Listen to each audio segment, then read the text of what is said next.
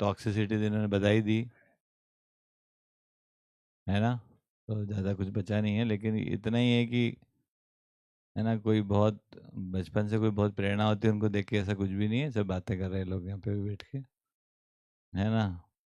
सब लोग परेशान ही रहते थे घर में, क्योंकि हम लोग नाम रखा था उनका कर्नल। कर्नल किधर है? कर्नल मतलब मिलिट्री से शासन चलती उनकी थी, है ना। तो उनको अपने ही अपने तरीके से चलानी सब चीज़ें, वो किसी को पसंद नहीं आती थी।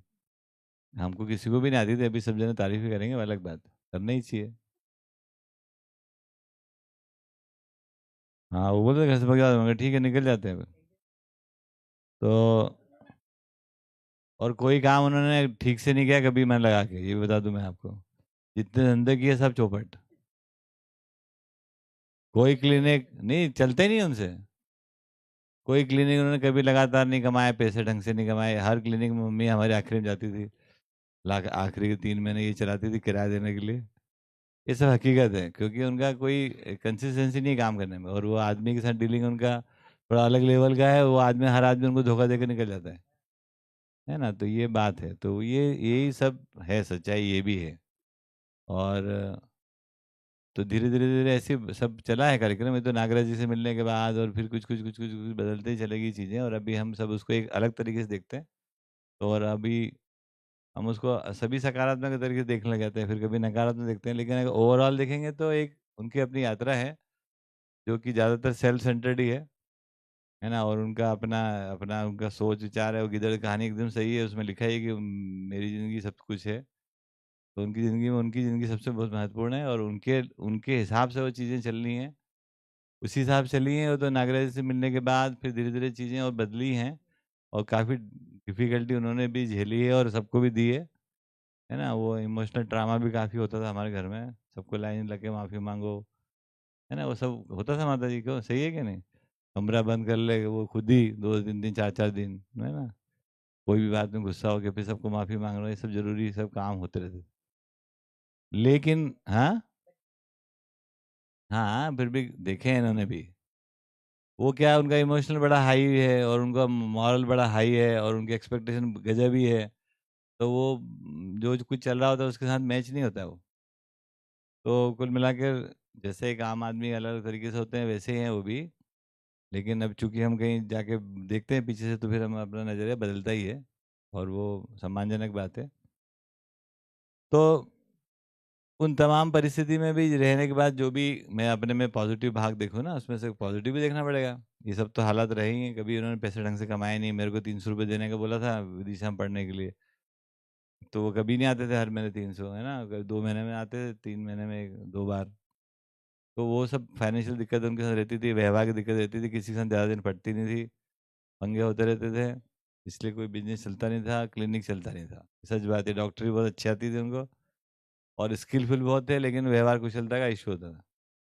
तो ये सारे संकट होते थे। लेकिन उसके बाद भी हमने देखा है कि आज यदि मैं देखूं तो क्या चीज़ हमारे में उनका असर क्या है ना। तो मैंने देखा है कि एक एक तो क्या हुआ कि वो इतने सारे प्रयोग धर्मी रहे, तो वो सब हमने प्रयोग भी वो नज़र से देखे हैं। कई तरह के प्रयोग कर डाले हमने लाइफ में। तो उसका पॉजिटिव इम्पैक्ट आज हम देखेंगे, इसी सकारात्मक मूल्यांकन करेंगे तो पॉजिटिव इम्पैक्ट ये है कि तमाम तरह की जो प्रयोग है ना, वो उसको एक नज़रिए से देखा। मैं चुपचाप देखता रहता था, इनके इमोशनल चीज़ में फंसता नहीं था मैं। लेकिन मेरा कंक्लूजन था कि जो रिश्ते होते हैं ना, ये सब शोषक के होते हैं, और डोमिनेंस रहता है उसमें, है ना। तो मैं दूर से थोड़ा देखता रहता था, ऑब्जर्वेशन ठीक ही था। लेकिन क्या हो गया कि ये बहुत सारी चीज़ें हमारे को देखने का मौका मिला, और स्किलफुलनेस, वो कुछ करते रहते थे, और हमारे लिए भी फ्रीडम थी करने के लिए, है ना। वो तो बहुत सारा फ्रीडम होने से हम भी बहुत सारा कुछ काम करते रहते थे, और उसकी मनाही भी नहीं थी। ये पॉजिटिव भाग था। कुछ भी घड़ी है तो खोल डाले, खिड़की है तो फोड़ डाले, है ना। छत है तो कहीं चढ़ गए, कहीं कुछ जो समझ में आ रहा है कर रहे हैं। तो उसके प्रति उनका नजरिया अच्छा है, देखो खुद ही करते रहते थे वो। कुछ भी बना डाले उन्होंने, ऐसा बहुत सारा सामान बनाते थे। तो वो एक बड़ा पॉजिटिव भाग ये है कि प्रयोग धर्मी, मैं देखा परिवार में प्रयोग धर्मी लोग होते ही नहीं है। एकदम ही एक लाइन पकड़ लेते हैं, बस अपना सब बचा बचा कर रखो। They don't do any research. तो एक प्रयोग धर्मिता हमारे अंदर थोड़ी बहुत वहीं से आई हुई है। करते हैं कुछ, देखते हैं क्या होता है ना। दूसरा बात जो देखा हमने, जो पॉजिटिव भाग मेरे में जो प्रतिबिंबित है ही, मतलब रह गई, वो मैंने कल भी बताया कि देखो कोई डर नाम की चीज़ ही नहीं, आदमी जात से उनको डर ही नहीं था। कौन सा आदमी हो, किधर का आदमी हो, छोटा आदमी हो, प्रधानमंत्री हो, राष्ट्रपति हो, किसी को भी रोक ले, कुछ भी बात कर ले, है ना। लेकिन आप और हम लोग तो ऐसे डर जाते ना कि कौन आदमी है यार। तो मैंने देखा वो तो मैं बहुत दिन बाद ग्रो कर रहा है, ऐसा अभी भी कर ही रहा हूँ। बट ये उनमें था ही कि भय मुक्त, है ना, टेंशन लेने का नहीं और देने का बहुत है।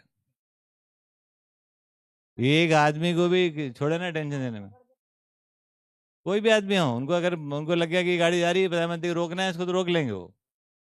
जब पूरी मिलिट्री पीछे खड़ी है एकदम धड़ाधड़, कुछ फर्क नहीं पड़ता। कोई क्या बोलेगा वो कभी सोचा ही नहीं उनने। हम तो बहुत सोचते रहे ऐसा, क्योंकि हमें लगता था उसके कारण चीज़ें फेल होती थी। तो वो उनका पॉजिटिव भाग, हमारे नेगेटिव भाग था वो, है ना। तो क्योंकि वो लगता था घर में बहुत सारी चीज़ें बिगड़ जा रही भाई, कि आपने इसको नाराज़ कर दिया, उसको नाराज़ कर दिया, है ना। तो मैंने देखा वो है। तो वो धीरे धीरे वो अभयता वाला जो भाग है, अभी भी वो चल ही रहा है। तीसरी जो बात देखी मैंने, देखी कि उनके कोई कंक्लूजन है, निष्ठा है, मतलब ईमानदारी के प्रति या कोई पवित्रता के प्रति, मतलब कोई अच्छा काम करने की, वो बड़ी पक्की है। वो समझ कितनी है वो अलग बात है ना। जितनी समझ है उसके आधार पर वो कोई प्लान प्रोग्राम कर रहे हैं, लेकिन उसमें मतलब उनको लगता है ये एकदम ही परफेक्ट है। तो वो लपट पड़ने की जो बात है ना, वो बहुत ही जबरदस्त है। तो वो हमारे में भी थोड़ी बहुत आई हुई है, थोड़ी बहुत। काम वो कंसिस्टेंटली कोई ठीक से नहीं करते थे, हम करते इसलिए लर्निंग थी कि भाई पूरा ढंग से करना है। सफल नहीं होते वो, उनके कोई गौशाला भी सफल नहीं हुए, एक भी प्रोजेक्ट सफल नहीं, वो आम के झेड़ लगे बस। और मम्मी ने ही सारे काम निपटाए। हाँ, सारी जितने भी चलाए काम मम्मी ने चलाए। वो शायद आम के झाड़ भी इतने सफल करे होंगे, है ना। तो ये एक प्रवृत्ति हमारे उसमें है कि यार करो तो कम से कम पूरा तो पढ़ो यार उसमें, है ना। और देने का तो था ही, इसमें तो कोई डाउट ही नहीं है, देने का तो ही। लेकिन दे के फिर वो परेशान भी हो जाते थे कई बार, ऐसा नहीं कि नहीं हमने देखा कि परेशान नहीं हुए हो। तो वो सब रहा ही, लेकिन भी पिछले कुछ वर्षों में बहुत ही बढ़िया रहा उनके साथ। उसमें हमारा भी बहुत सहयोग रहा, उनके हमारी यात्रा में उनका भी सबसे ज़्यादा सहयोग रहा, हमारा भी रहा उसमें, कि नागराज जी के प्रति जो भी उनके अंदर था, उसको मैंने बहुत बैठ बैठ के ठीक से सेट किया कि वो ऐसा ठीक ही काम करते हैं, ठीक ही काम करते हैं। और फिर वो तो था ही उनके अंदर तो, लेकिन कहीं कहीं बाल बराबर जो भी कांटा जैसा रहता है, ऐसा क्यों क्या होगा, ऐसा क्यों क्या होगा। तो वो बहुत अच्छा रहा, वो हो गया। तो पिछले कई वर्षों में वो उन्होंने काफ़ी इम्प्रूवमेंट किया। उनके पर्सनालिटी में जितना चेंज है, डायनेमिक पर्सनालिटी बहुत होते हुए भी, आवेश काफ़ी होते हुए, जो कि जहाँ से आए जैसे आए वो रहा ही होगा, बट काफ़ी चेंज है उसमें। और पिछले 8 महीने तो अल्टीमेट है ना। पिछले 8 महीने मैंने देखा उनका सारा गुस्सा गला, विरोध गला, मेरे प्रति भी और ये एमसीयू के प्रति भी और दुनिया के प्रति भी। तो ये अच्छी बात है। और ये हम एक शरीर यात्रा को ऐसे एंगल से देखेंगे तो बहुत अच्छा समझ में आएगा कि कैसे कैसे चीज़ें बदलती है और हमारे पे कैसे कैसे फ़र्क डालती है। उसके बाद जो हमारी दिक्कतें हैं वो अपनी हैं ही, वो बाकी लोगों में जाएगी, उसके कुछ एडवांटेज डिसएडवांटेज सब जाते ही हैं। ठीक है ये बात। तो मैंने बताया कि वो जैसा भी उनकी पीछे की यात्रा है, वो कई जन्मों की यात्रा है। उसमें मैं पूरा ठीक से अध्ययन किया कि इस शरीर यात्रा में किन चीज़ों पे उनका फोकस रहा, है ना। और किन चीज़ों में वो कोई सफलता पाए। एक आंशिक इतनी इतनी सफलता होती है, नाखून बराबर ही चलता है एक शरीर यात्रा में। और ये तो ये अनुसंधान से जो प्राप्त जानकारी है उसके आधार पर थोड़ा बहुत ज़्यादा हो जाते हैं पर। तो ओवरऑल उनका बहुत अच्छा रहा।